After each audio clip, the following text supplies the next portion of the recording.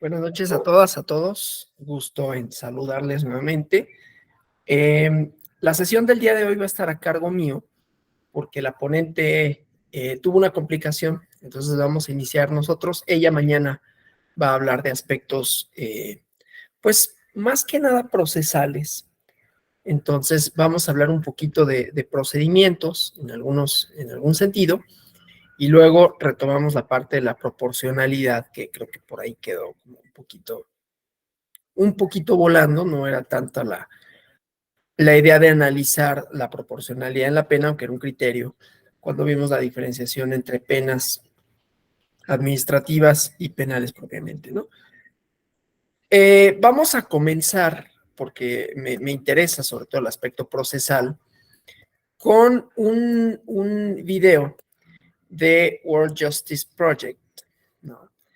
que, que me parece que nos puede ayudar para conjuntar también lo que vieron las sesiones anteriores de viernes y lunes con relación al trabajo de las fiscalías. Aquí una parte más bien policíaca en cuanto a la investigación. Entonces está interesante, ¿no? Vamos a ver estos aspectos y luego retomo para hablar, como decía, de procedimiento, y luego terminamos con la penalidad, ¿no? Entonces comparto el video.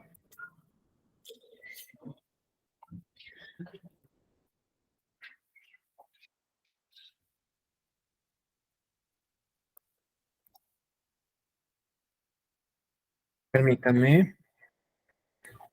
Es este.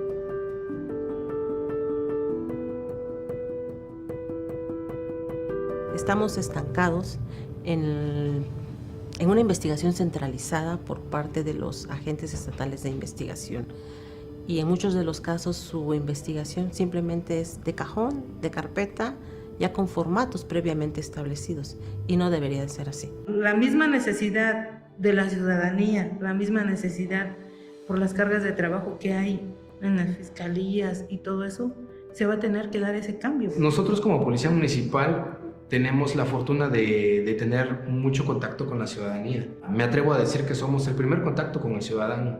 De alguna manera interactuamos un poquito más.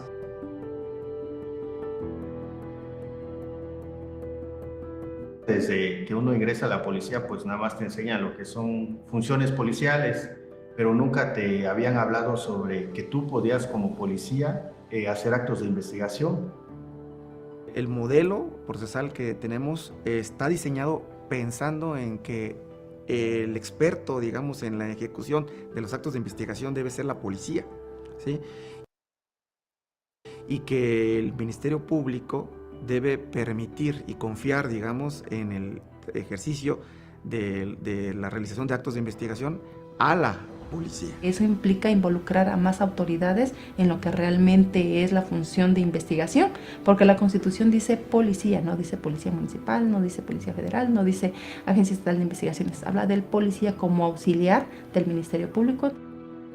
Solamente tenemos un equipo de investigación que se divide por 2 turnos, 24 horas para ser exactos, y entonces el hecho de que esta unidad llegue y nos apoye en la investigación del catálogo de delitos que tiene el proyecto va a ser espectacular.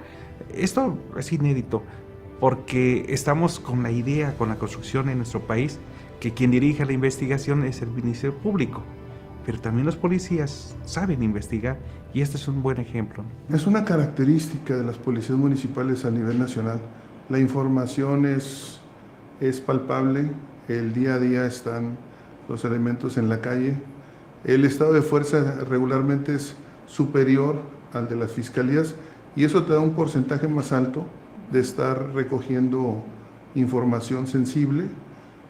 Lo que falta es después llevarlos a un punto como este que estamos trabajando, de una unidad de investigación, una unidad con capacidad diferente, para poder procesar de una manera ordenada toda esta información que ellos pueden tener de primera mano.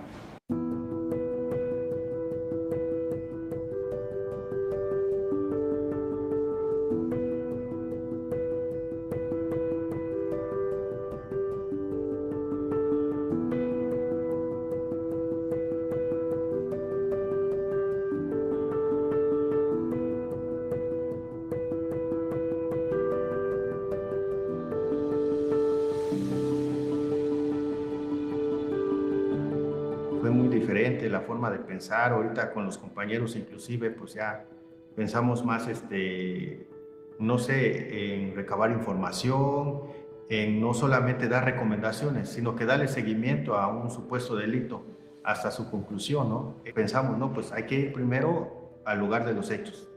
Hay que verificar si hay circuitos cerrados, si hay cámaras de videovigilancia, hay que ir también al municipio donde estuvo detenido, si hay, igual si tienen reconocimientos de fotografías, para tener una fotografía más reciente.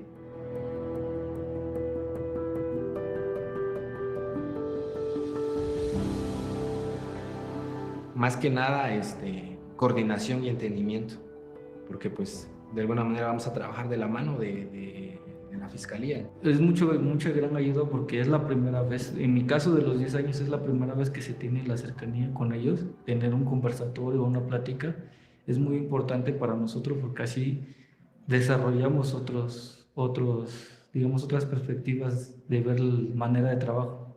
Yo creo que aquí lo fundamental va a ser cómo el Ministerio Público va a llegarse de esa información.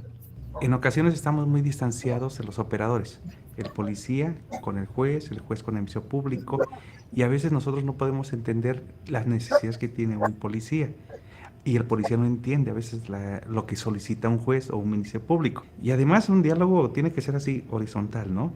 No de jerarquía, sino horizontal, porque al fin y al cabo lo que requieren la sociedad, ¿no? Resultados en investigaciones.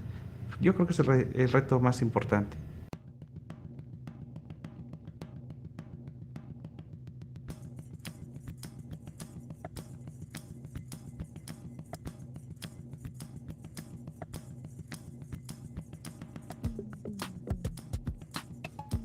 Pude darme cuenta que realmente pues hacía falta. Debe de haber una coordinación muy estrecha entre todas las instituciones de seguridad pública. Tener una coordinación directamente ya con los agentes del Ministerio Público, ¿no?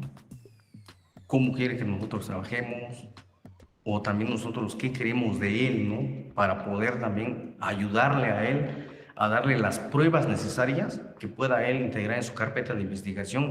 Que salga una buena coordinación, que no nos pongan trabas, ¿no? En nuestro actuar, y que sea algo próspero no solamente para nuestra corporación, sino que para la ciudadanía. A nosotros como jueces nos va a dar una mayor seguridad, porque evidentemente para todos es sabido que la policía es la primera que tiene el contacto con la persona agredida. Esto ayudaría bastante a realzar otra vez a la policía municipal, a que la gente tenga la cercanía, la confianza de decirle, ¿sabe qué, señor policía? Me sucede esto, me sucede lo otro, quiero que me ayude. Esto es para poder apoyarles a la gente y poder resolver casos difíciles, y que pues que sí, que le entren, ¿no? Que formen su unidad y que esto va para adelante.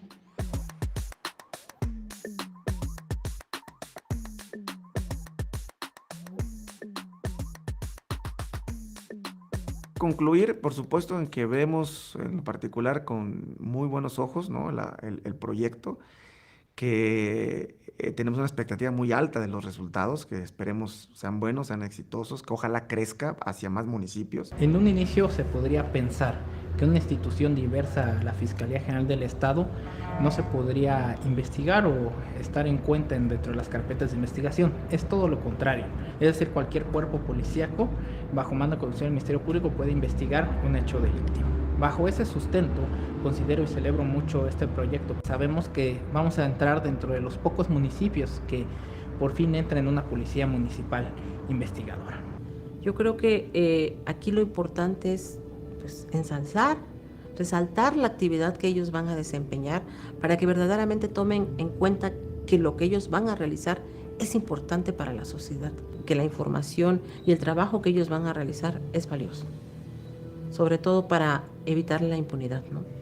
Ya con el apoyo del MP o apoyando nosotros al MP, con tener los conocimientos y saber que sí podemos hacer las cosas. Nos presentamos, no somos policías de la unidad de investigación del municipio.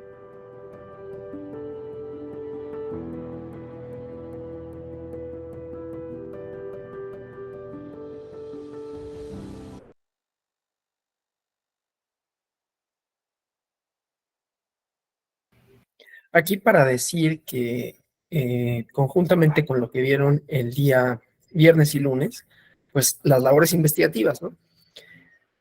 No excluyamos, no está fuera de posibilidad que los policías, las policías municipales, colaboren también en la investigación de delitos electorales, ¿no? Entonces, bueno, esto para decir, hay modelos, digamos, de persecución del delito, en donde la parte de la investigación no nada más es por parte de la fiscalía propiamente, ¿no? Que haya esta integración de la averiguación, que ya vieron, ¿no? Un poco lo que ha sucedido, ¿no? Entonces, bueno, antier, el día 18 de junio de 2023, se cumplieron, déjenme ver, 15 años de la reforma constitucional que estableció el nuevo sistema de justicia penal acusatorio oral y que son 6, 7, 8, 9 años de que entró en vigor el Código Nacional de Procedimientos Penales, que entró en vigor el 6 de marzo de 2014. En los medios de comunicación ha habido a lo largo de los años, ¿no?, distintas opiniones favorables y en contra del sistema.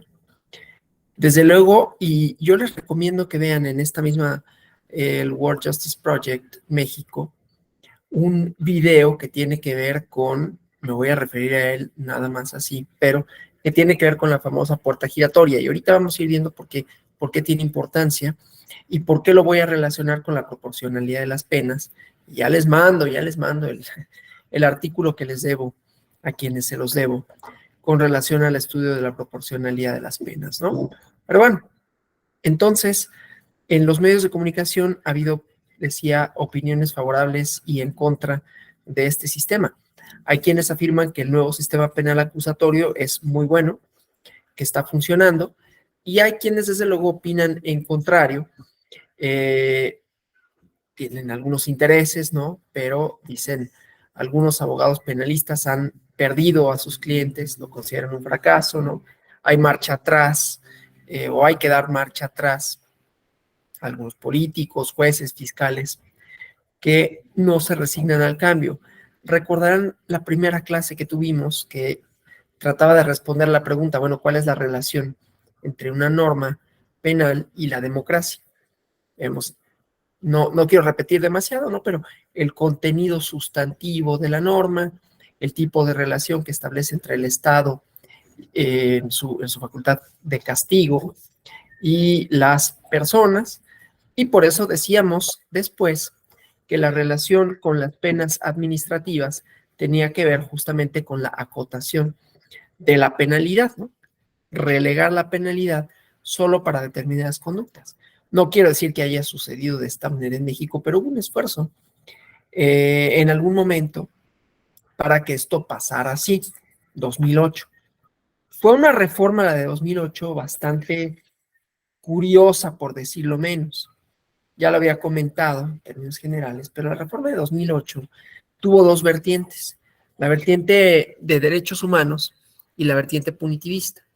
En la parte de derechos humanos estuvo bien, los procesos se abreviaron bien, se dio la justicia para adolescentes, y digamos que las penas, no quiero decir que todas fueron atenuadas, pero ahorita vamos a ver algunos aspectos procesales que sirvieron, digamos, para que no hubiera un excesivo encarcelamiento.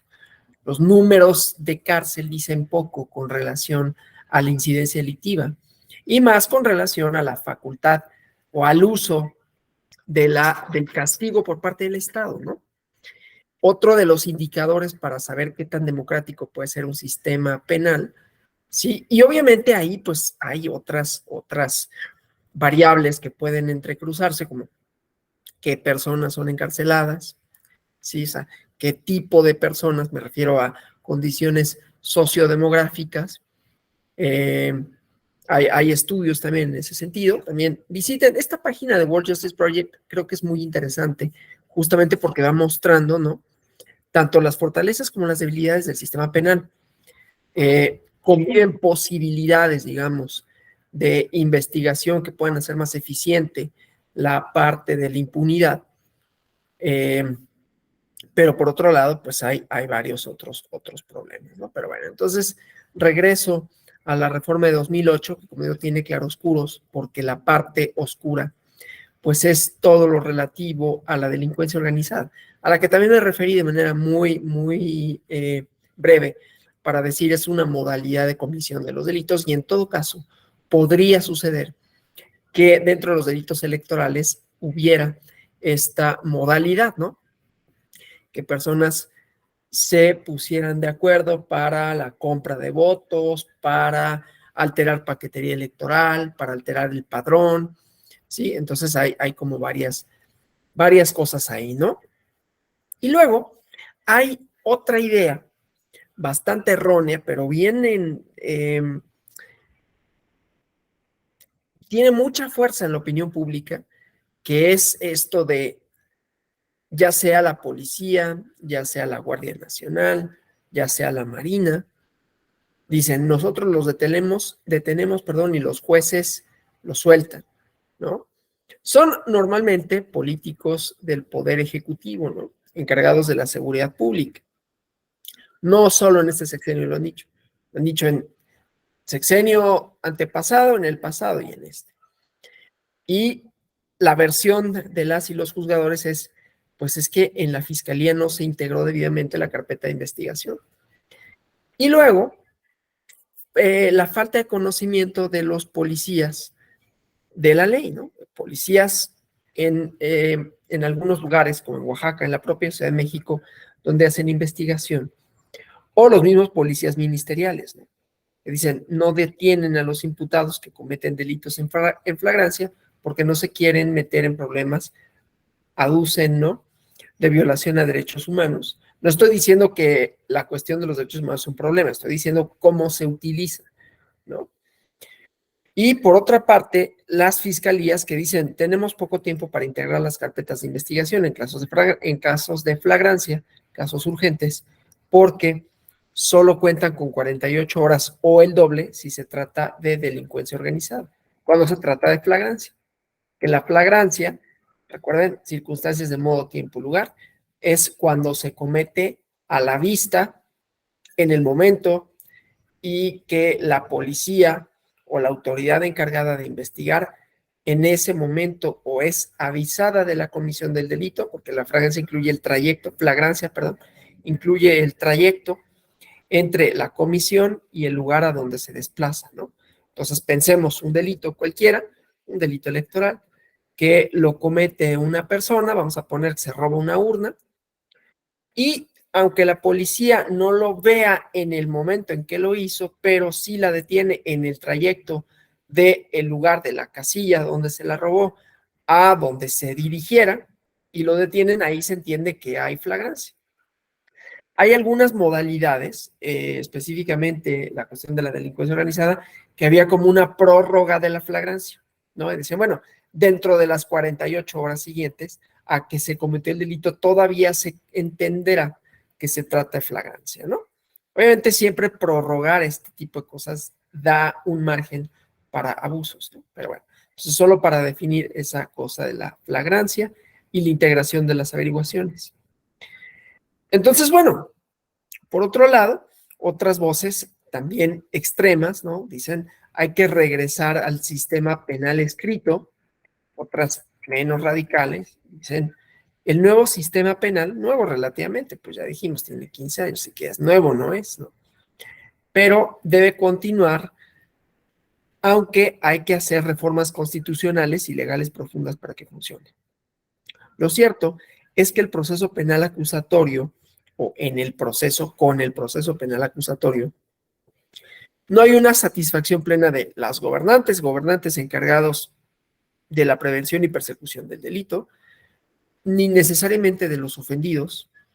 Y la sociedad tiene una percepción de que es un sistema de impunidad. Señala a la policía, al fiscal, a las y los juzgadores, ¿no?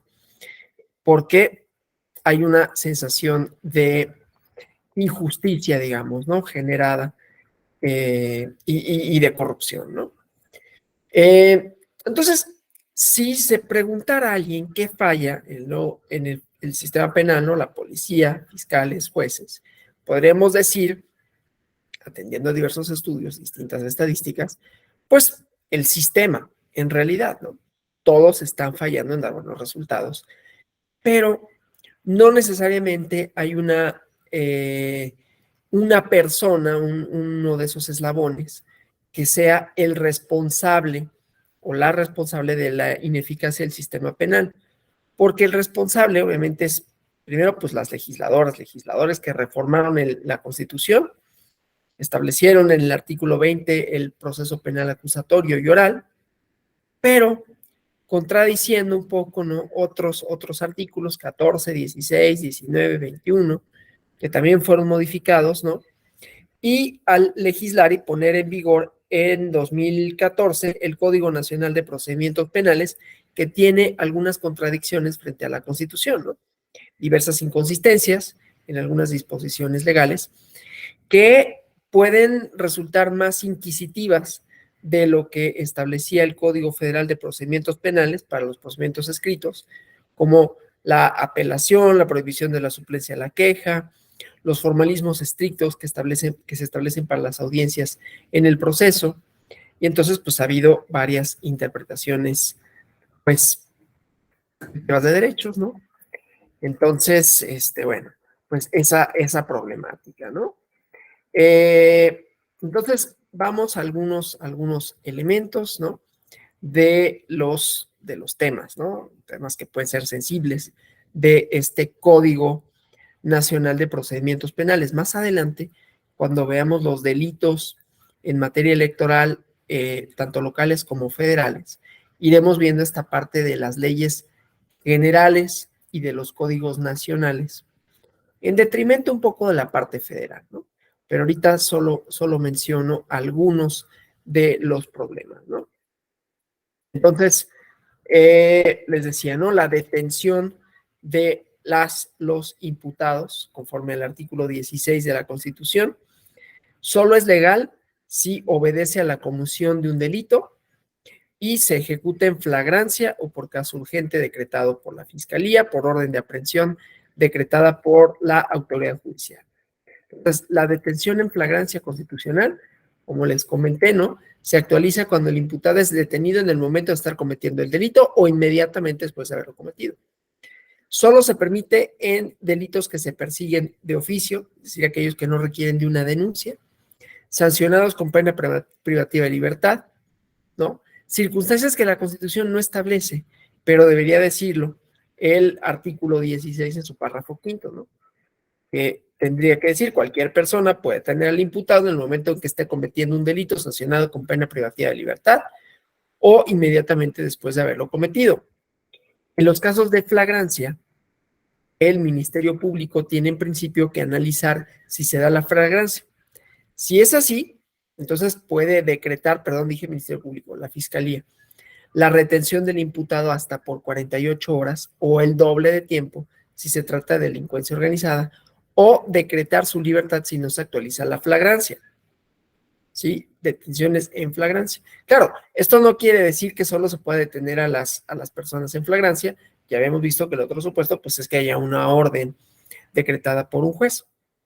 Pero bueno, entonces, cumplido el término, suponiendo que hay una detención en flagrancia, cumplido el término, sea de 48 horas o el doble en caso de delincuencia organizada con la flagrancia, ¿sí? Entonces, para ejercitar o no la acción penal correspondiente ante el juez competente, la fiscalía tiene que analizar si existen datos de prueba que acrediten el hecho delictuoso, la probabilidad de que lo haya cometido el imputado, y si se ejercita la acción penal, entramos con el juez de control, ¿no? Que debe de analizar los requisitos de la detención, tal como lo marca la Constitución, ratificar la detención y entonces comienza el proceso penal acusatorio. Me estoy refiriendo, es más, se los voy a poner aquí para irlo siguiendo en la Constitución, porque me refiero al artículo 16 constitucional, entonces déjenme, lo vemos, ¿no? En su párrafo quinto, vamos a eso, ¿no? Entonces, déjenme proyectarles aquí el artículo 16 de la Constitución.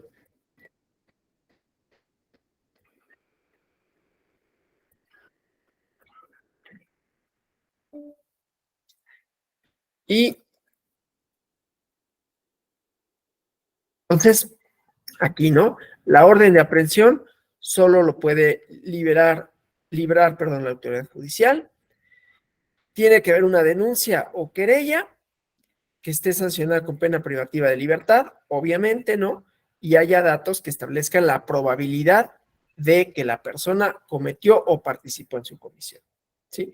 O sea, una orden de aprehensión, ¿por qué requiere de que haya pena privativa de libertad? Pues porque la orden de aprehensión supone que van a capturar a una persona para someterla a un proceso penal que puede terminar en su encarcelamiento. ¿Por qué es importante saber esto? Porque no todos los delitos en materia electoral contemplan la prisión. Ya lo verán más adelante con mi compañero Daniel Díaz. Pero bueno, les adelanto, ¿no?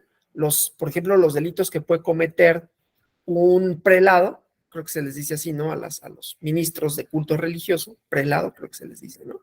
Si estoy cometiendo un error, dispensen el error, ¿no? Pero creo que los miembros de la curia se les llama prelados, ¿no?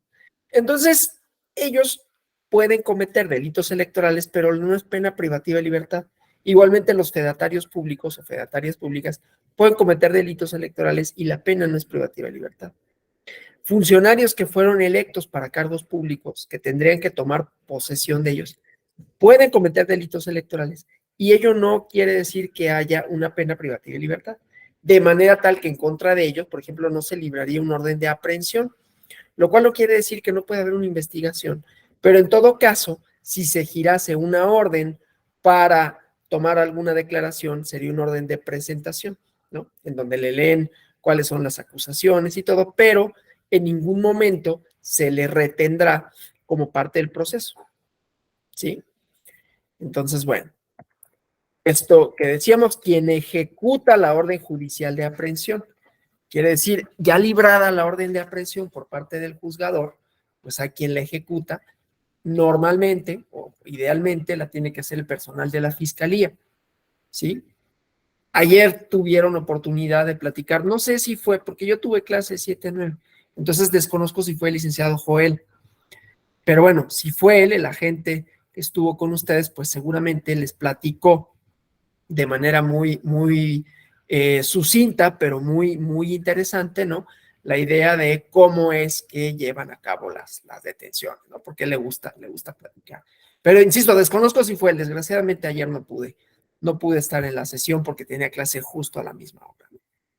Pero bueno, entonces ejecutan la orden de aprehensión, idealmente la policía de investigación, antes conocida como la policía judicial, tiene que poner al inculpado, o sea, el personal propio de la fiscalía, ¿no?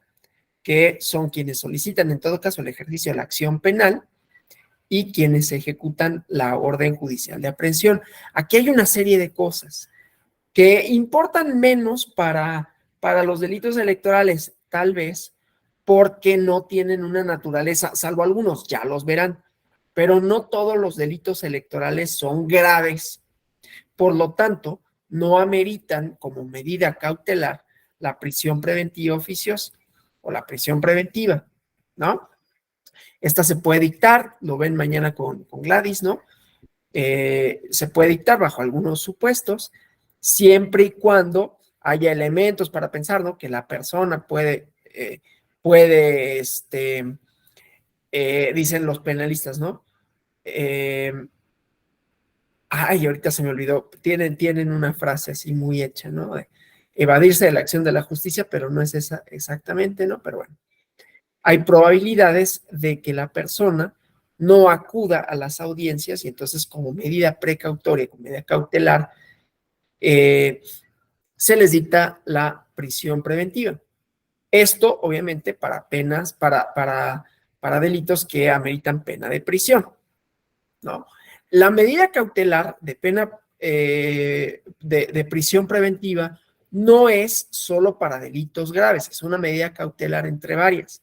Hay la modalidad de la pena preventiva oficiosa para aquellos delitos que son considerados como graves.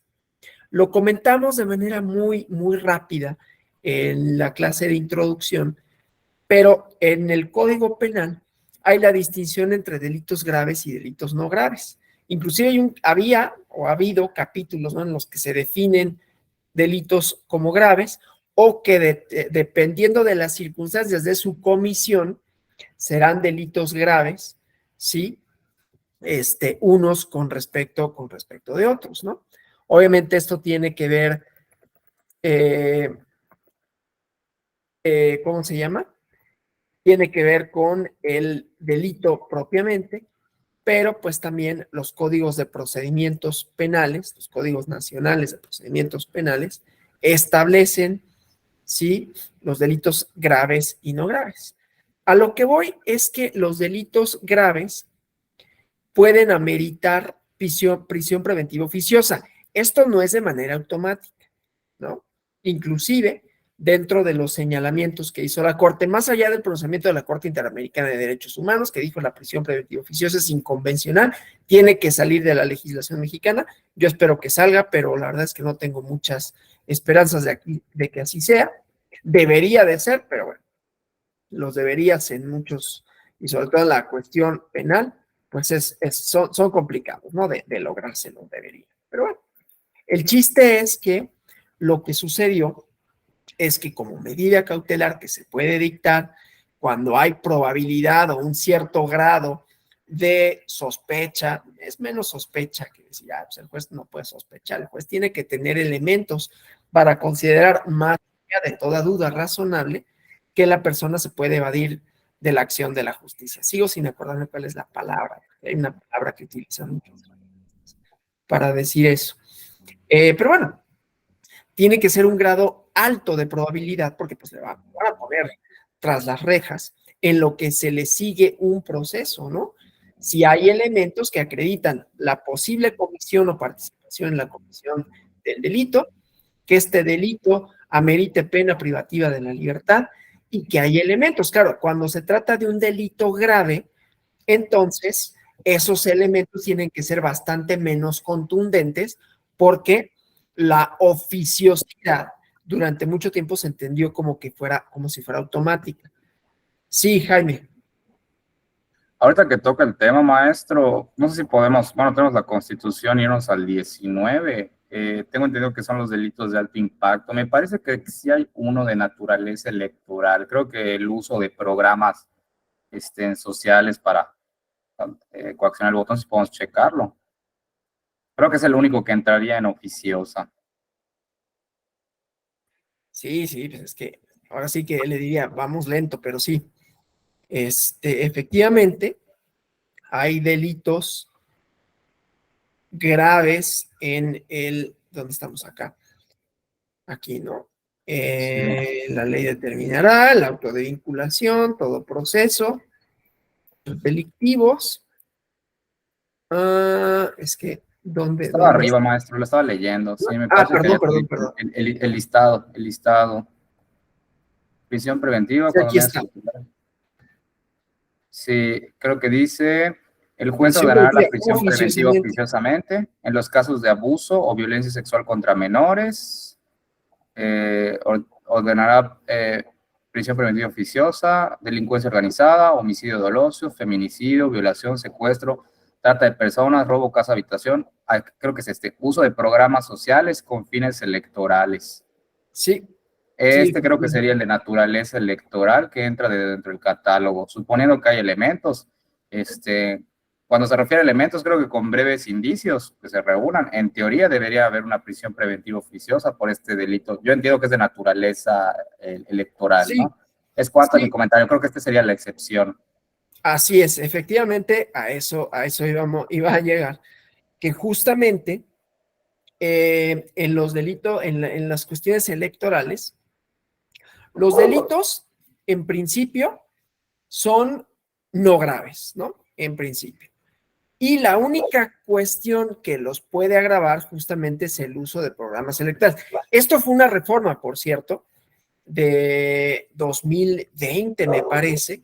Creo que aquí en la Constitución dice de cuándo fue. 2019, ¿sí? Que entró esa parte de los usos de los programas. Inclusive también esa reforma impactó en la Ley General de Delitos Electorales en cuanto a la figura de la prisión preventiva, porque sí lo dice en el caso, en la Ley General de Delitos Electorales, ¿no? En los primeros 5 artículos encontramos disposiciones generales y entre ellas viene esto, ¿no? La gravedad de la conducta, ¿no? Pero sí, entonces, muchas gracias. A lo que yo iba con la prisión preventiva oficiosa es, bueno, esta se aplicaba en automático, antes de un criterio interpretativo de la Corte. Ahí estuvo interesante si la Corte podía hacer control convencional de la Constitución o en todo caso constitucional de la Constitución. Había quienes sostenían que sí, el proyecto creo que era del ministro Lainez, sostenía que sí se podía, yo estaba de acuerdo con él en realidad, por otras razones, no son ahorita el tema, ¿no? Y bueno, la mayoría votó que no, pero hubo un criterio orientador en el engrose, ¿no? Es decir, bueno, a ver, no lo dicten jueces de manera automática, valoren si hay elementos para dictarla, si hay indicios, y entonces, si se trata de estos delitos que se encuentran en la Constitución, que tienen base constitucional, entonces la dictan, ¿no? Pero es un criterio interpretativo que me parece que aquí lo tengo para, déjenme ver si se los puedo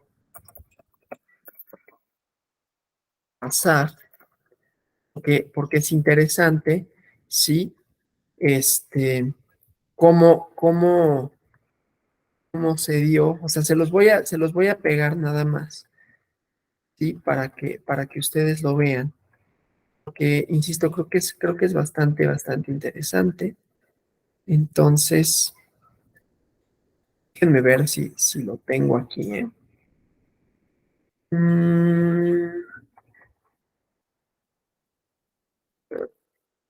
A ver, aquí. Y ustedes revísenlo, ¿no? A ver, creo que no es este. Nada más quiero ver que sí sea. No, bueno, lo voy a buscar, porque aquí lo tenía según yo, pero no lo encuentro, entonces, pues si no, vamos a perder tiempo, ¿no? Pero bueno, este artículo, fíjense, les puede resultar importante para que lo lean, e ilustrativo de esto, ¿no? Ya no pierdo más tiempo, nada más quería señalar. Sí, hay jueces que lo aplican en automático, efectivamente. O sea, el criterio orientador era para decir, no lo apliques en automático, o sea, valora circunstancias de modo, tiempo, lugar, medios de comisión, y además, si en todo caso el imputado te puede dar elementos, ¿no? Que hagan indubitable que no se va a sustraer de la acción de la justicia, ¿sí? Pero bueno, está esta idea, ¿no? De cómo debe de ser. Bueno, pero decía pues que los párrafos 7º y 10º de la Constitución hablan de estos otros requisitos para el ejercicio de la acción penal, ¿no? Entonces estamos en y delincuencia organizada. Bueno, en casos de urgencia o flagrancia, el juez que reciba la consignación del detenido deberá inmediatamente ratificar la detención o decretar la libertad con reservas de la ley, ¿sí?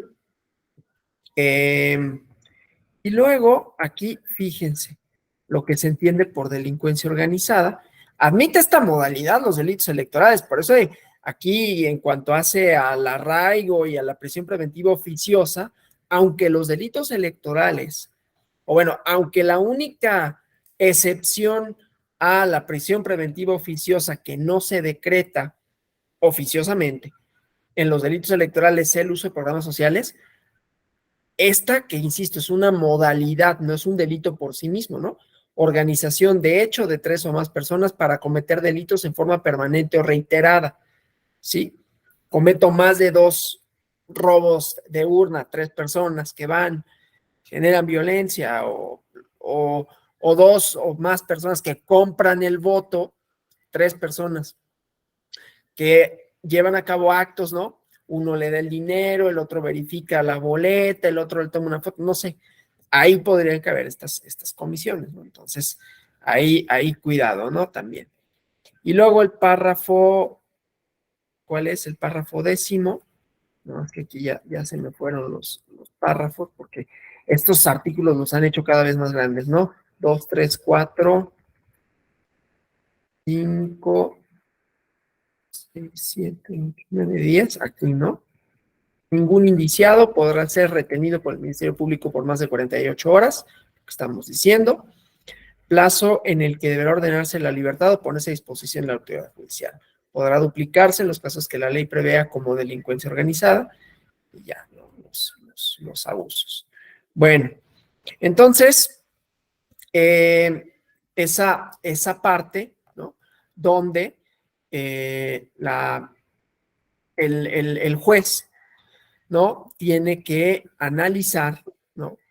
Si existen datos de prueba que acrediten el hecho delictuoso, la probabilidad de que el imputado lo haya cometido, si ejerce la acción penal, ¿no?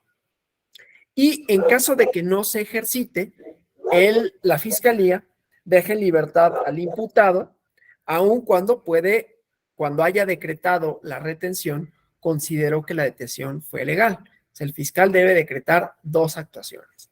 La retención, analizando la legalidad de la detención en flagrancia o caso urgente, y el ejercicio de la acción penal tiene que analizar el hecho delictuoso y la probabilidad de que el imputado lo haya cometido, ¿sí? Ahora, en el Código Nacional de Procedimientos Penales, y vamos a ese, déjenme aquí lo tengo, lo abro y lo comparto, porque ahí hay algunas cosas que podemos advertir que quizás resultaran contradictorias. Su artículo creo que es el 148, 146 y 148.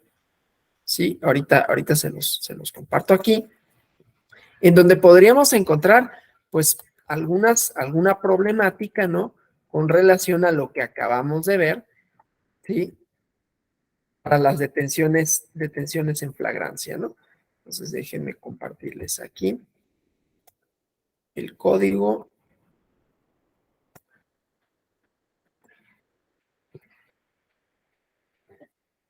Aquí están los supuestos de flagrancia o caso urgente, ¿no? Sin orden judicial en caso de flagrancia. Esto ya lo sabemos, ¿no? O sea, en caso, ya vieron ustedes bien cómo se integra una averiguación. Entonces, una vez integrada, se solicita al juez que libre una orden de aprehensión cuando el delito implica la pena privativa de libertad o una orden de presentación, que ya les decía, ¿no? Las modalidades, más bien las modalidades no, los elementos subjetivos, es decir, quién comete el delito, puede estar vinculado con la orden o no de aprehensión. Entonces, en caso de flagrancia, cuando se decía, ¿no? Cuando están cometiendo el delito. Permítame, porque luego aquí me comunican nada. Es que luego recibo mensajes de WhatsApp y los veo así, aunque sea rápido, para ver si es alguna comunicación. Si pierdo la conexión, si no se me escucha, luego las personas de tecnologías nos indican eso, ¿no? Entonces, flagrancia, cuando lo comete, o cuando lo está cometiendo después de haberlo cometido, porque lo sorprenden, lo persiguen, ¿sí? O hay personas, las víctimas ofendidos, hay testigos presenciales de los hechos que intervinieron, ¿sí? Entonces le llaman a la policía, oye, pues se fue por allá, y entonces todo eso se entiende, ¿no? Elementos de flagrancia. Por eso dice que para efectos de la fracción 2, inciso B, se considera que la persona fue detenida en flagrancia por señalamiento, siempre y cuando inmediatamente después de cometer el delito no se haya interrumpido su búsqueda o localización. Esto que hacen los policías, hay un delito cualquiera, ¿no? Y hay un despliegue para dar con las personas, y si los atrapan ahí, se entiende que fue flagrancia, ¿sí? Entonces, en las detenciones, ¿sí? Pueden, otra cosa, ¿no? Esta cosa de cualquier persona que también tiene base constitucional puede tener a otra en la comisión de un delito flagrante, la obligación de entregarlo a la autoridad más próxima y a la fiscalía, ¿no? Los cuerpos de seguridad obligados a detener a quienes cometan un delito flagrante. Aquí hay una cosa que es interesante, que es importante, de la distribución de competencias de quienes pueden. Una cosa es quienes pueden ejecutar un orden de aprehensión y otra cosa es quienes pueden detener en flagrancia, ¿sí? Que no es necesariamente lo mismo. A mí no me queda muy claro todavía, por ejemplo, y esto lo digo porque también no lo he estudiado lo suficiente, pero en el caso de la Guardia Nacional, a lo mejor de ustedes lo sabe y lo tiene más claro, si ellos pueden ejecutar órdenes de aprehensión, por ejemplo, y en qué casos. Yo he sabido que detienen a personas. Es posible que sea en ejecución de órdenes de aprehensión, dependiendo del delito de que se trate. Aquí podría ser una de los elementos. La verdad es que yo no lo tengo muy claro, lo aclaro así de una vez, porque, nos dijo que no tengo muy claro dentro de sus competencias si en todos los casos pueden participar o solo son coadyuvantes en caso de, que sería lo que a mí me parecería más lógico, pero el derecho penal no necesariamente se mueve por lo lógico, y mucho menos en tiempos en donde la Guardia Nacional, aunque tiene un marco jurídico ahí, pero es un marco jurídico que se ha vuelto así un poquito más agresivo. Entonces, si ellos tienen la facultad, porque el ejército no la tiene, o sea, ejecutaban operativos, eso siempre fue un problema, ¿no? Ejecutaban operativos de búsqueda y detención sin tener facultades eso siempre fue un problema con la parte militar, ¿no? Porque las órdenes de aprehensión solo las puede expedir la autoridad civil solicitadas por otra autoridad civil que es la fiscalía. Sí, la que ejecuta las órdenes de aprehensión tendría que ser idealmente la policía de investigación.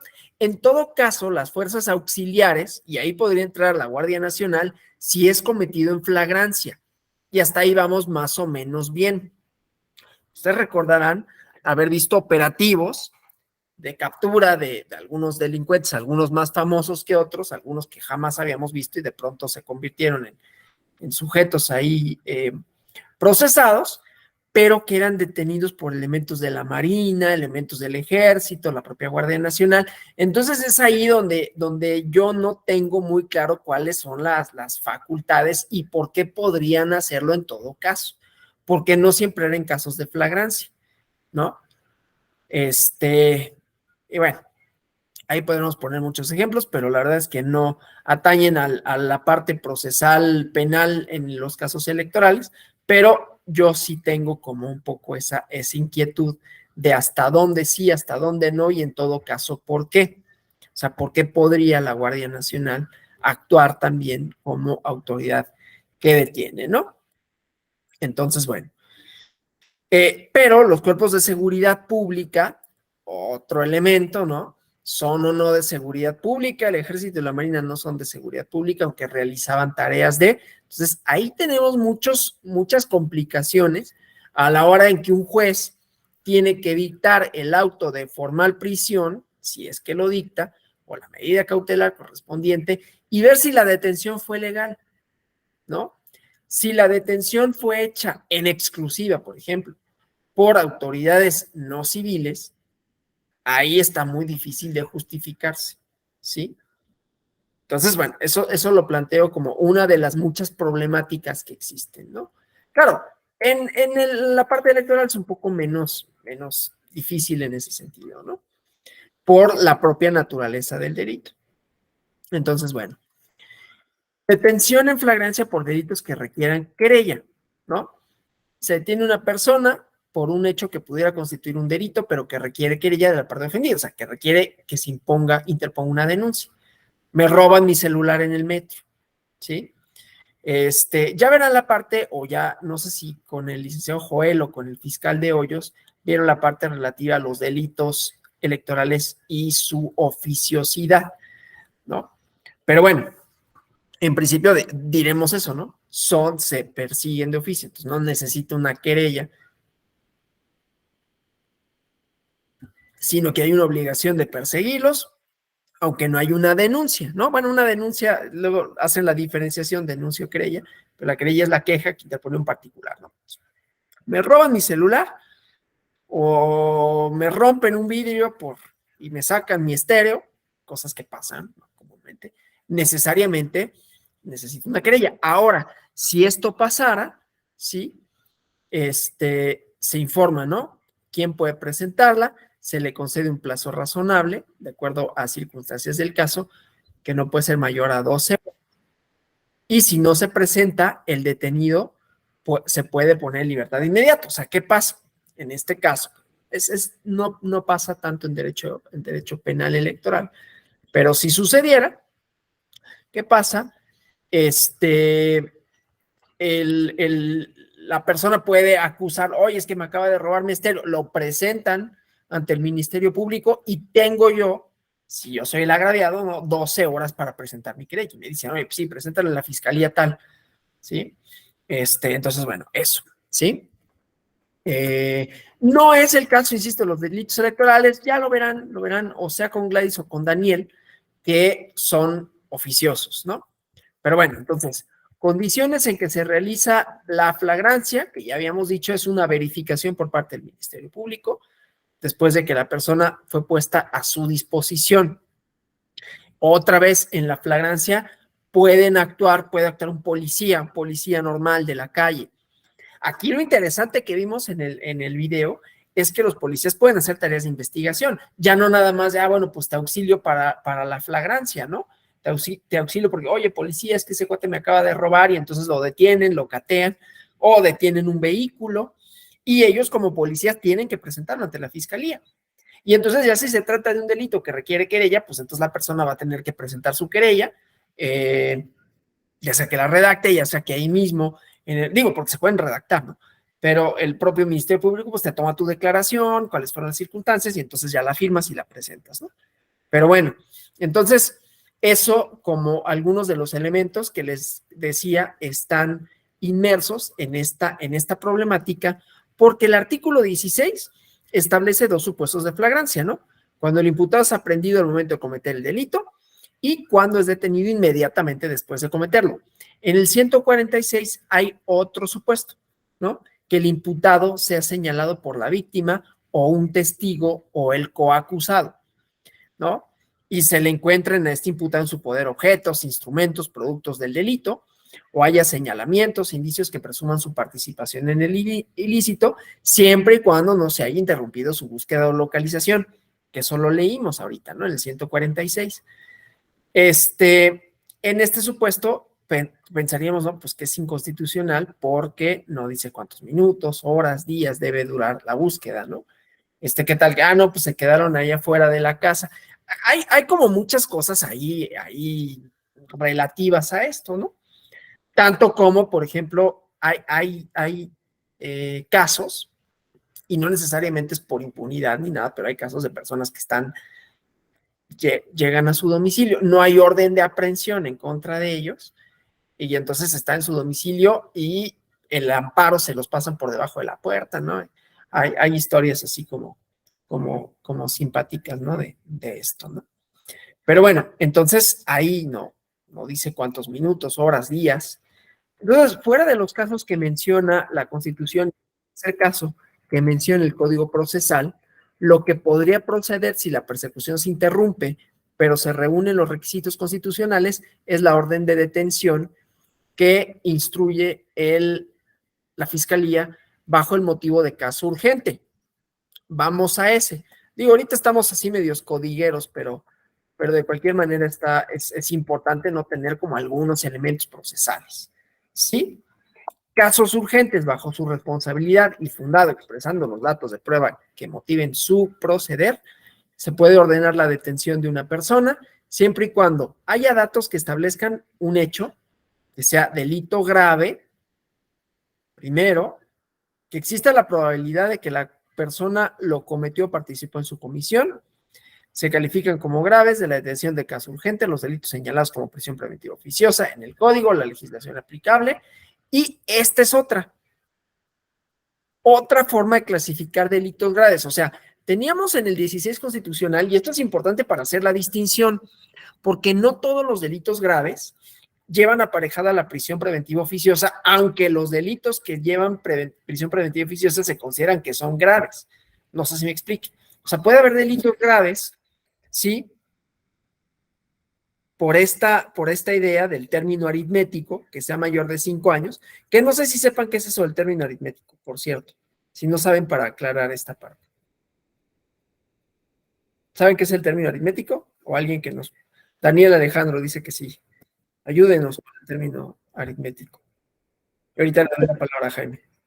Como lo recuerdo, es la suma de el máximo y el mínimo de la pena y se saca pues la mitad para promediar. En efecto, Noel Carmona. Sí, efectivamente. Se suman los dos límites de la pena, tanto el mínimo como el máximo, y se divide entre dos. Ese es el medio aritmético. Así es. Pues, la condena que le corresponde, ¿no? Efectivamente. Y Jaime creo que iba a comentar lo mismo. Entonces, es eso, ¿no?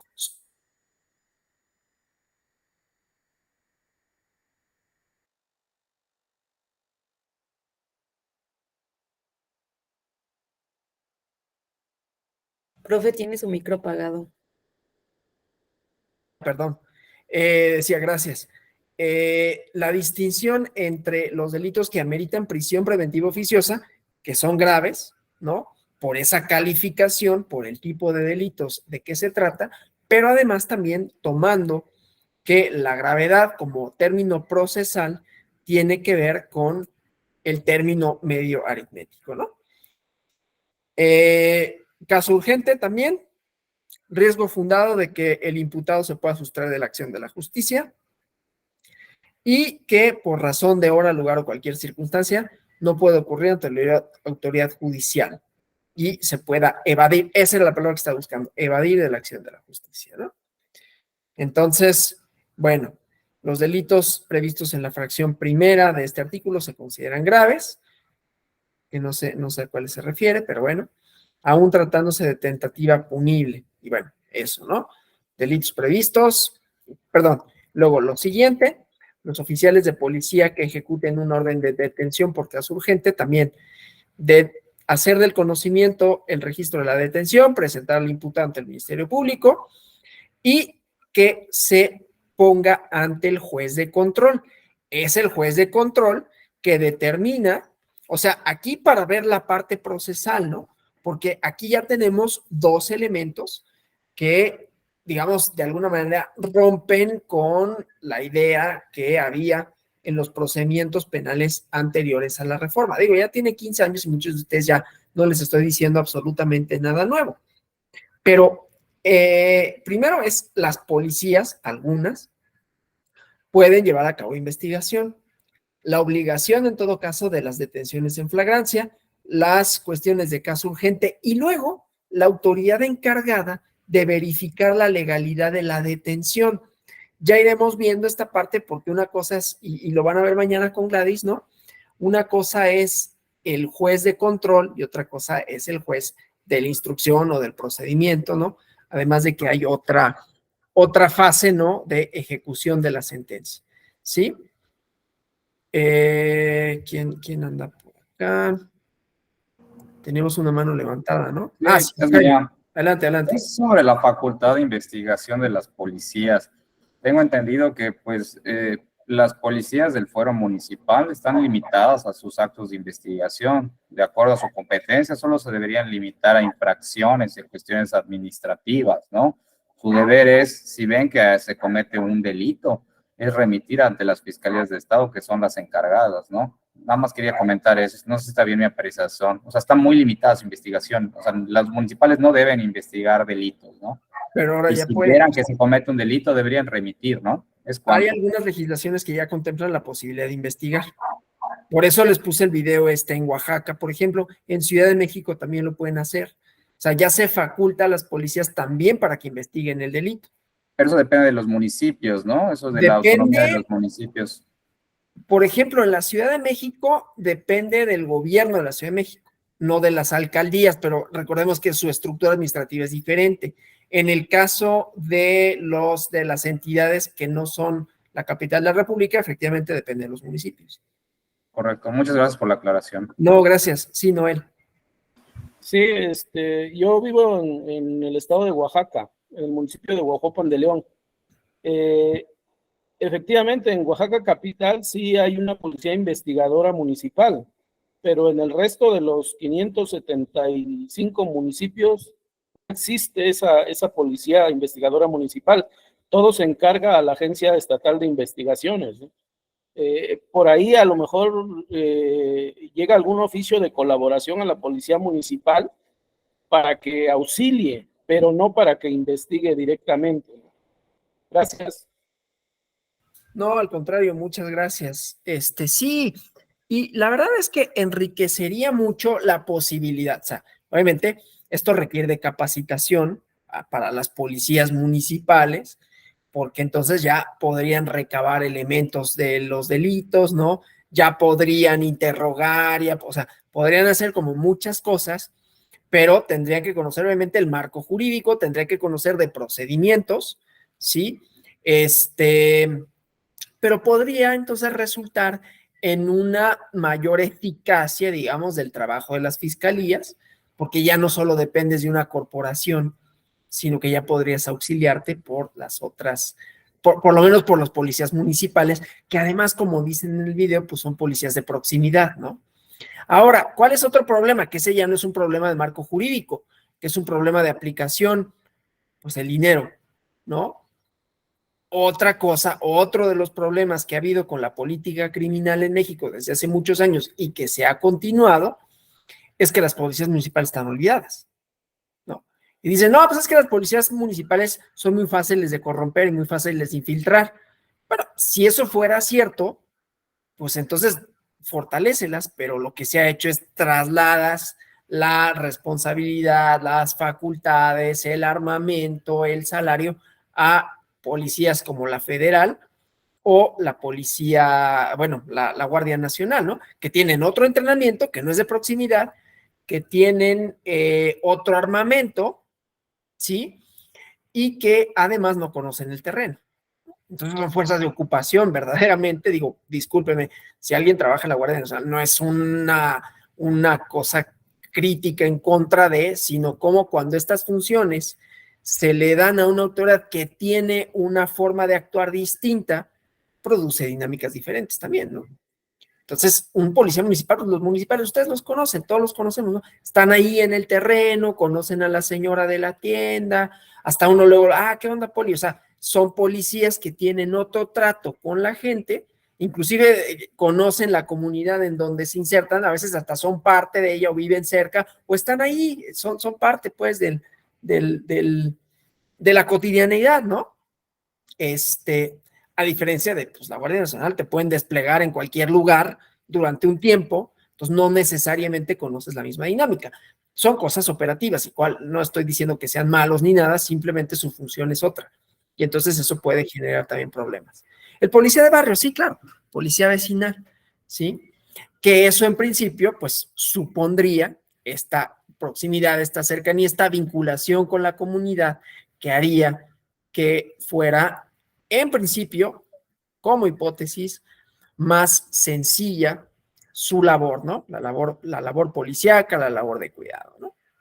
Entonces, bueno, eso solo para decir estos casos urgentes que ordena la Fiscalía, que procede para delitos graves, que gramaticalmente, aunque quedó en desuso para nuestro sistema, pero estuvieron a la hora de incluirlo, definirlo en el concepto de ley, el concepto estuvo ahí en la ley ordinaria y se establece que son delitos graves, además de los que merecen prisión preventiva oficiosa, aquellos que, ya vimos, ¿no?, tienen una penalidad de medio aritmético de la penalidad mayor a los 5 años, ¿no? Los otros requisitos: riesgo fundado de que el imputado se sustraiga de la acción de la justicia y que por razón de la hora, lugar o circunstancia no pueda acudir a la autoridad judicial.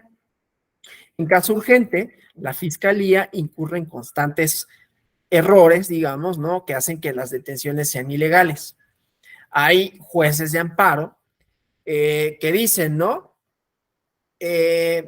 cómo detienen al imputado y después libran la orden de aprehensión de detención por caso urgente. O ya está detenido por otro delito, primero lo declaran respecto al nuevo delito y luego libran la orden de detención. Y luego hay otros jueces ordinarios, ¿no?, que para ratificar la detención lo hacen con base en el análisis del hecho delictivo y probable responsabilidad, o si están dentro o fuera del plazo para ejercitar la acción penal y no analizar si la detención en flagrancia en caso urgente cumplió con los requisitos constitucionales. Y son problemas en realidad que son operativos a veces, ¿no?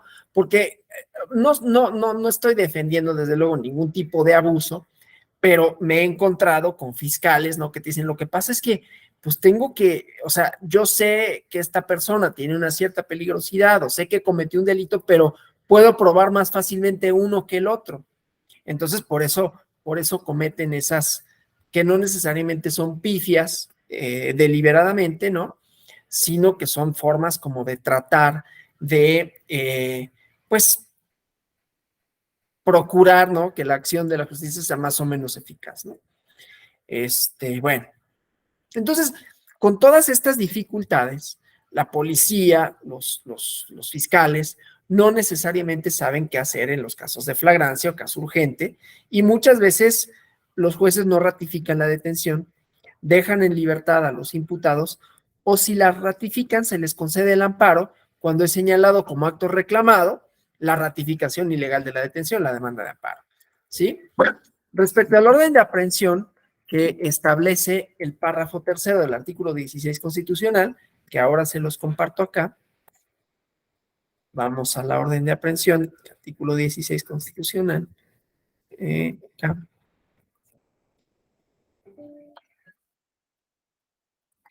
Acá.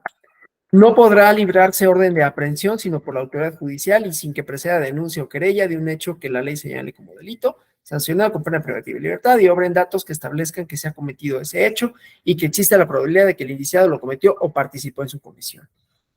Respecto de eso,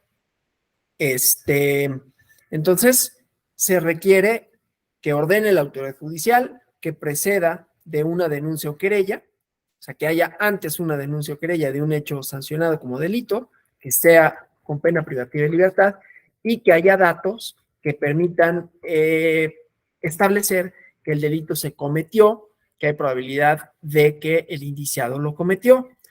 Ahora, ¿qué pasa con el código? Y vámonos con el Código Nacional de Procedimientos Penales, en el artículo 141, fracción 3ª, que establece un supuesto que vuelve a ser problemática toda esta labor. Artículo 141, fracción 3ª. ¿Sí? Citatorios, órdenes de comparecencia y de aprehensión. Entonces, orden de aprehensión contra una persona cuando el Ministerio Público advierta que existe necesidad de cautela. ¿Sí? Y entonces, aquí, sí, hay un requisito, ¿no? La necesidad de cautela. Va más allá de las exigencias constitucionales. Desde luego resulta más benéfico para el imputado, pero constituye o puede constituir un agravio para quien sea ofendido, ofendida por la comisión de un delito, porque en este caso la policía tiene que ponerlo inmediatamente a disposición de la juez o del juez, no ponerlo a disposición del fiscal como ocurre en ocasiones, ¿no? Entonces la orden de aprehensión debería proceder solo en delitos graves y respecto a delitos con pena privativa de libertad. La orden de comparecencia, citatorio y sin prisión preventiva, por ir más acorde con lo garantiza el sistema acusatorio. Entonces hay inconsistencias que hacen que luego las acciones, interpretaciones de los actores procesales sean equívocas, ¿no? Me voy a referir otra vez al tema de la prisión preventiva, que es el tema más polémico, ¿no? En la práctica del proceso penal acusatorio, porque pues hay críticas, ¿no? Cuando un juez deja en libertad a una persona detenida por considerar que no se le puede juzgar en prisión preventiva, cuando la policía, las fiscalías realizan un esfuerzo por detenerlo y donde las autoridades competentes del Ejecutivo Federal dicen la puerta giratoria, ¿no? Nosotros los detenemos. Revisen, déjenme, lo voy a colgar aquí también ese, porque es interesante el término y la problemática con esto, y me interesa para que vean, acá se los pongo, ¿no? Para que vean para que veamos la parte de la... Es un documento largo, pero vale mucho la pena para cuando veamos la proporcionalidad de los delitos y esto, ¿no? Pero entonces, la puerta giratoria, que es una exigencia, pues aquí más bien política, ¿no? Hay una parte política. Como consecuencia de la reforma en materia penal en junio de 2008, se modificaron los artículos 18 y 19 constitucionales y establecieron la prisión preventiva. Vimos una parte del artículo 19 y en el artículo 18 dice, solo por delito que merezca pena privativa de libertad habrá lugar a prisión preventiva, lo cual es obvio, ¿no? Pero bueno, entonces, amerita prisión preventiva, ya nos hizo favor Jaime, ¿no? De adelantarnos esta parte. En el caso de los delitos electorales, aquellos que se vinculen con programas sociales, ¿sí? Pero bueno, entonces, los imputados que cometen delitos con pena privativa de la libertad, procediendo la prisión preventiva oficiosa en los ilícitos que señala el catálogo del segundo párrafo del 19 constitucional, ¿no? En realidad, no son nada más esos 8 delitos, ¿no? Son como 70 y son como 420 tipificados en el Código Penal. Por esto que les decíamos, ¿no? La media aritmética, etcétera. Entonces, bueno, en 2019 se publicó un decreto de reforma del artículo 19 constitucional en donde se incluyeron delitos como base para concederse la prisión preventiva, abuso o violencia sexual de menores, feminicidio, robo casa habitación, uso de programas sociales con fines electorales, que nos hacía favor Jaime de comentarnos, ¿no? Corrupción tratándose de delitos de enriquecimiento ilícito y ejercicio abusivo de funciones, robo al transporte de carga en cualquiera de sus modalidades, delitos en materia de hidrocarburos, petrolíferos o petroquímicos, delitos en materia de desaparición forzada de personas, desaparición cometida por particulares y delitos cometidos con medios violentos como armas y explosivos. Se aumentó el catálogo constitucional de delitos de prevención preventiva oficiosa. Procede la prisión preventiva justificada como medida cautelar cuando se cometan otros delitos diversos a los que no se encuentran en ese catálogo, pero tengan pena privativa de la libertad, exista solicitud de la Fiscalía para que la o el juzgador a su libre arbitrio lo decrete, pero claro, con otras circunstancias y siempre y cuando otras medidas cautelares no sean suficientes para garantizar la comparecencia del imputado en el juicio, el desarrollo de la investigación, la protección de la víctima o testigos de la comunidad, y también procede la prisión preventiva oficiosa cuando el imputado esté siendo procesado o haya sido sentenciado penalmente por delito doloso. O sea, hay 2 tipos de prisión preventiva, el modelo acusatorio, la oficiosa y la justificada. ¿Sí? Aún con la oficiosa, ya les comenté, la Corte, más allá de que la Corte Interamericana resolvió que es inconvencional y que tiene que salir de la legislación, tiene que salir de la Constitución, ¿no? Porque lo que dijo es que la Constitución va en contra de la Convención Interamericana, ¿sí? Del Pacto de San José. Es una cosa interesante del orden jurídico y de las jerarquías y de todo, y tiene otros tintes políticos ahí que bueno, no voy a comentar más. Pero bueno, entonces, podemos pensar, ¿no?, que lo que se debe de entender por prisión preventiva es una privación de la libertad personal de las personas imputadas que el juez de control determina, juez de control, autoridad competente. ¿Quién determina la prisión preventiva? Juez de control. Lo determina de oficio o justificadamente durante la tramitación de un proceso penal. Comienza con la audiencia inicial y termina con la sentencia ejecutoriada. Debe entenderse por privación de la libertad, ¿no?, la permanencia involuntaria en un lugar determinado. Entonces, esta sujeción a prisión preventiva oficiosa o justificada a los imputados detenidos en flagrancia o caso urgente, o sea, durante la duración del proceso, desde el auto dictado por el juez de control y que termina con la sentencia, se supone, conforme al artículo 165, que estamos en el artículo, vamos al artículo 165 del Código Nacional de Procedimientos Penales, que establece la máxima duración para la prisión preventiva justificada. Voy a avanzar rápido. ¿Sí? Entonces, no podrá exceder del tiempo que como máximo de pena fije la ley al delito que motiva el proceso y en ningún caso será superior a 2 años, salvo que su prolongación se deba al ejercicio del derecho de defensa del imputado. O sea, que la defensa del imputado solicite una prórroga por alguna cuestión procesal, no de la prisión preventiva, ¿no?, sino por desahogo de pruebas, por inspecciones, etcétera, y que entonces tenga como consecuencia esto, ¿sí? Pero bueno, entonces, si la pena que fija la ley al delito que corresponde es, no sé, 10 años, pues eso en principio no podría durar la pena prisión preventiva, pero ya por este mismo hecho, ¿no?, el caso que durara más de 2 años, con esta salvedad, si no se han pronunciado sentencia, se pone en libertad de inmediato a la persona mientras se sigue el proceso, sin que ello obste para imponer otras medidas cautelares. Eso es algo, bueno, viene aquí en el código. La realidad es que no siempre ocurre de esa manera. O sea, hay muchas personas, lastimosamente, ¿no?, que tienen muchos años en prisión preventiva que han pasado, digamos, este término y que no es necesariamente por el ejercicio de derecho de defensa de la persona y que simplemente no los ponen en libertad.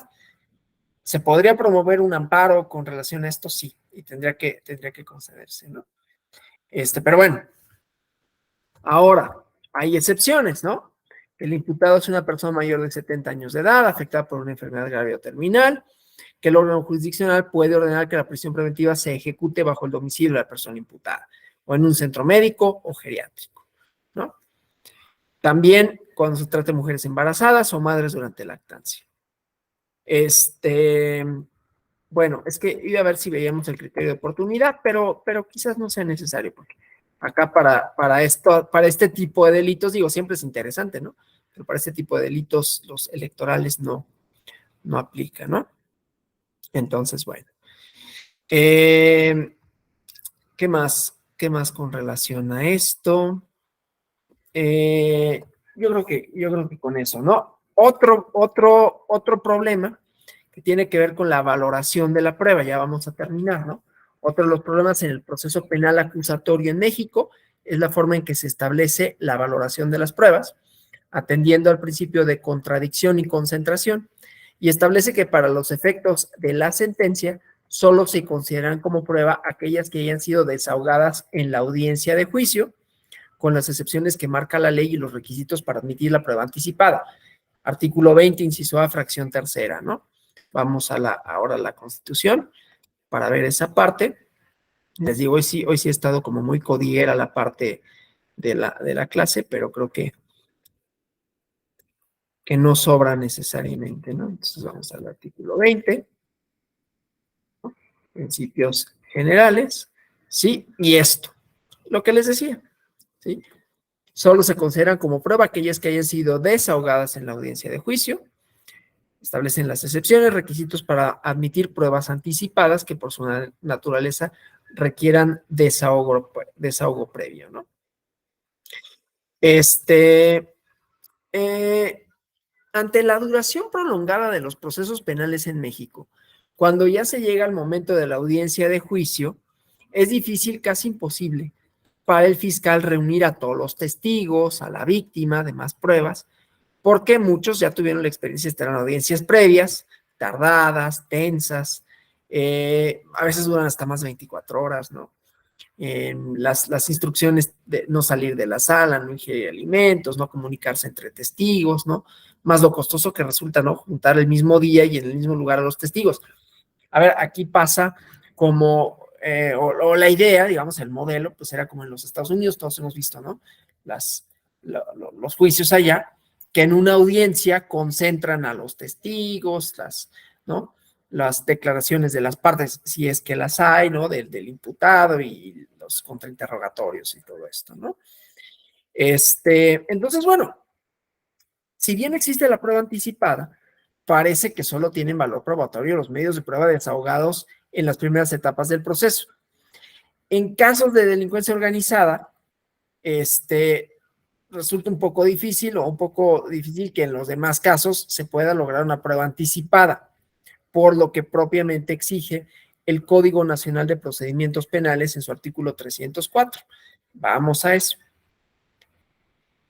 Déjenme otra vez. ¿Cómo vamos hasta aquí? Espero que no se me hayan aburrido ya mucho, ¿no? Con estas partes procesales. Entonces hay que empezar un poquito como... Pero ya vamos a acabar.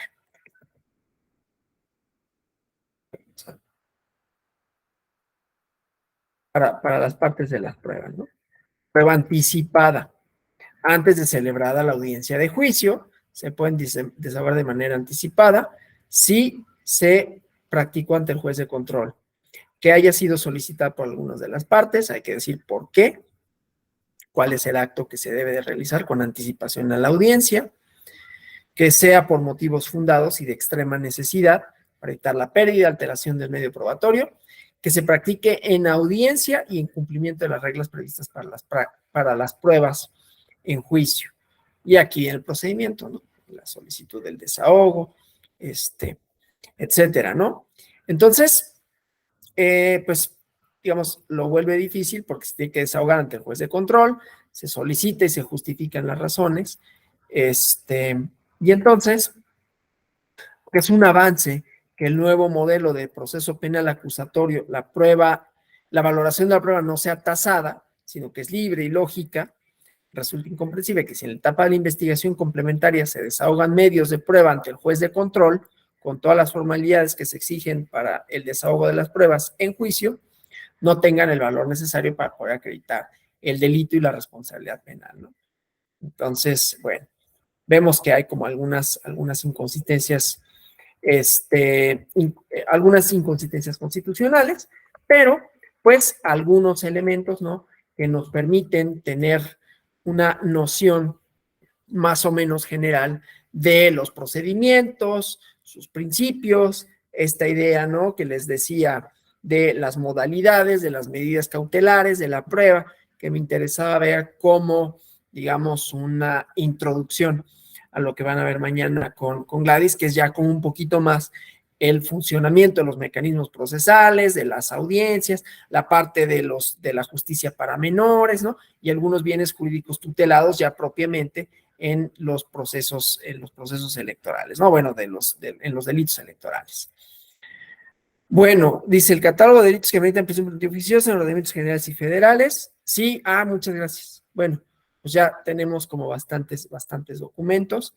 Revisen la puerta giratoria porque es interesante, ¿no? Y todo la página del World Justice Project, acá se las dejo nuevamente para que la revisen cuando tengan, digo, si les interesa estas cosas de la política criminal, ¿no?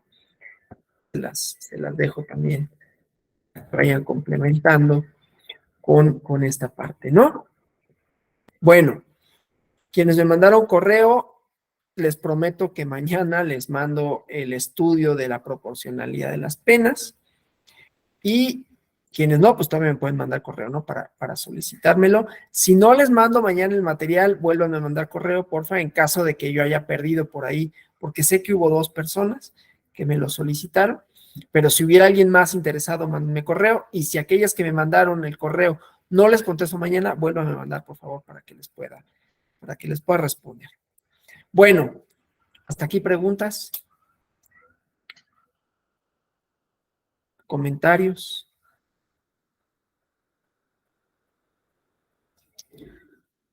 Si no hubiera nada, el día de mañana nos va a acompañar la maestra Gladys. Yo la presento, pero es una persona especialista en litigio estratégico penal, que ha tenido mucho trabajo con mujeres en situación de vulnerabilidad, ¿no? Y que ella ha litigado en su favor y obtenido resultados muy, muy, muy buenos y muy interesantes. Una persona...